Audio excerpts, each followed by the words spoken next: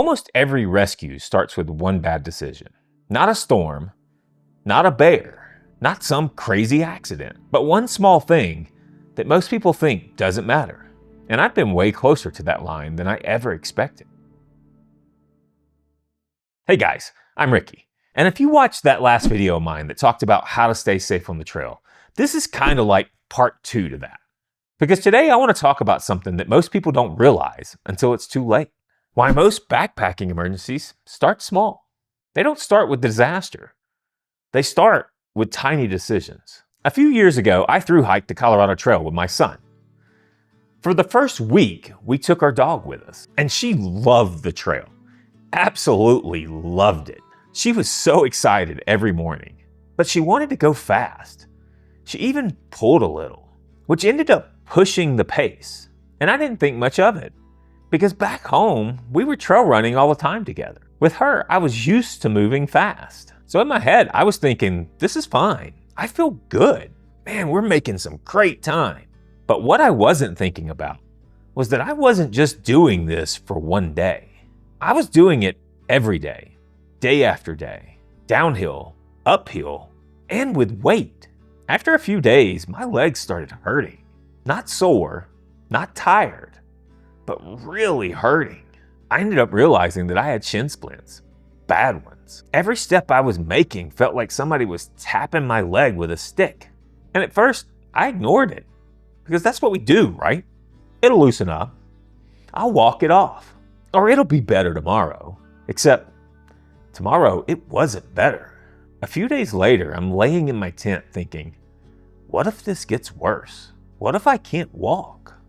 What if I can't keep up with my son? Now all of a sudden my emergency management brain is thinking about things like, do I need to get off trail? Do I need help? What if this turns into an emergency evacuation? And here's the scary part. Nothing bad had actually happened. No accident, no emergency, no crazy weather event. Just a lot of small choices that I repeated. So I had to get smart. I forced myself to slow down. Every time I took a break, I massaged my legs. At the end of the day, when we would stop, I would hopefully be near a stream that I could soak my legs in some cold mountain stream. I started stretching a lot. In the mornings when I woke up, I would stretch. At lunch when we would stop for a break, I would stretch. At the end of the day when we would make it to our camp, I would stretch. And I ended up getting lucky, because just a couple days later, I ended up meeting my wife, who was coming to pick up our dog, because we were only taking her for the first week. And during that meetup, I ended up getting a half a day off a trail. That break and all of the extra things that I was doing probably saved me from having to quit my thru hike. After that, I started healing up, and I was able to keep going. And that's when it hit me. Most emergencies don't start big. They start with things like, I'll push a little further. I'll just skip this break. I don't need more water. My feet are fine.